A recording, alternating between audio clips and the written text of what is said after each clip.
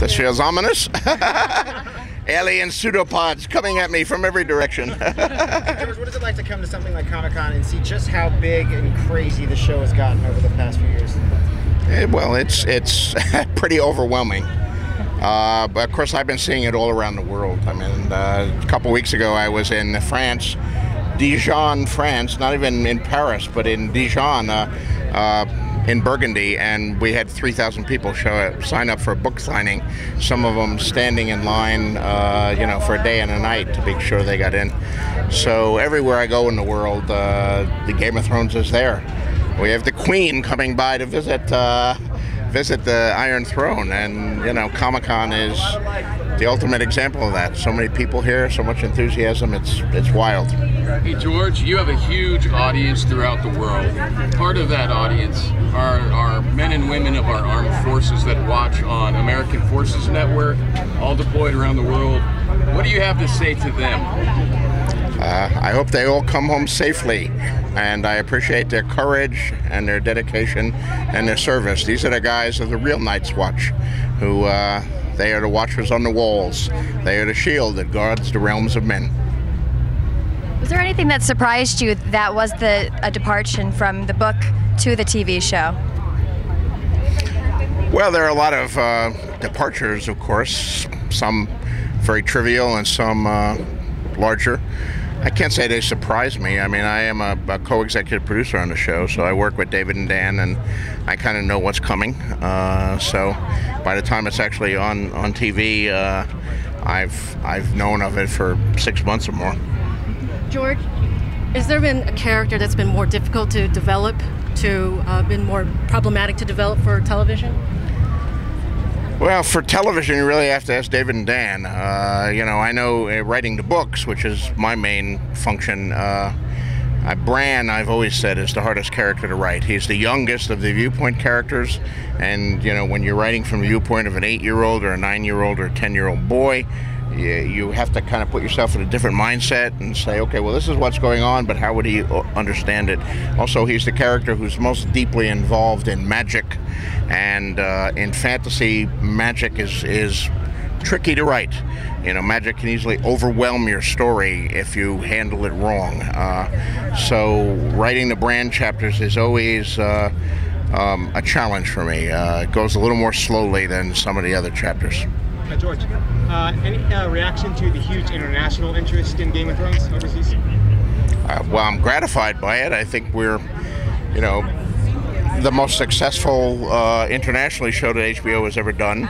HBO has done some great shows, so I don't think that's an issue of quality, but there's a universality to the Middle Ages setting that doesn't apply to some of the more specifically American shows like The Sopranos, which is about a guy from New Jersey. And I am a guy from New Jersey, and I love The Sopranos, but maybe if you're in Croatia or Singapore or Korea, that doesn't necessarily speak to you, New Jersey, the way that Westeros will, because virtually every society around the globe has passed through a medieval period where they had castles and warriors with swords and some version of knighthood or a warrior caste and all that. So, George, a lot of people read political messages into a lot of the storylines, particularly Daenerys'. What do you have to say on that officially?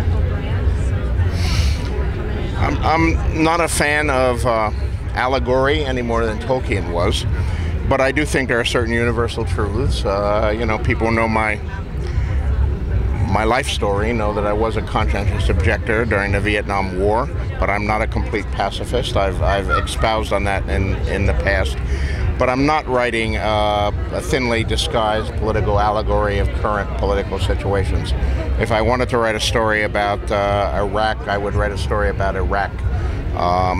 That said, there are universals. There are things that are true all throughout history of all time. And when you're talking about war and peace and government, these are things that were true from the Roman Empire or ancient China or ancient Egypt to the present day.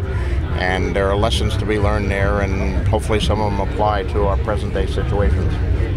I love that you said you're still a fan. Were there any panels here at Comic-Con that you snuck into, maybe?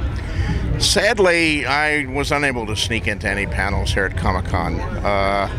I would have liked to, but I've become too recognizable. I mean, if I walked into a panel and sat in the back, I would kind of ruin the panel, because everybody sitting around me would be paying attention to me instead of people on the stage. But that's I'd like to go to some of them. Particularly, I'd like to go to some of the comic book panels, because I do like to follow what's going on in comic books. And like I said on the stage, I'm an old comic book geek.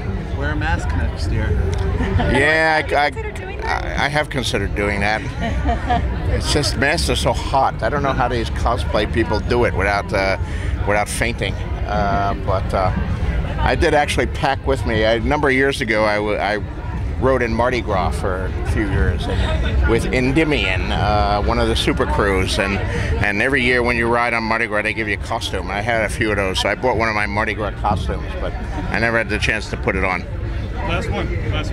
George, if you had a pet dragon, what would you name it? Oh,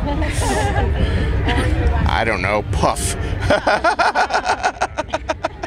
Good one to end on. Yeah. Thank you so much, George.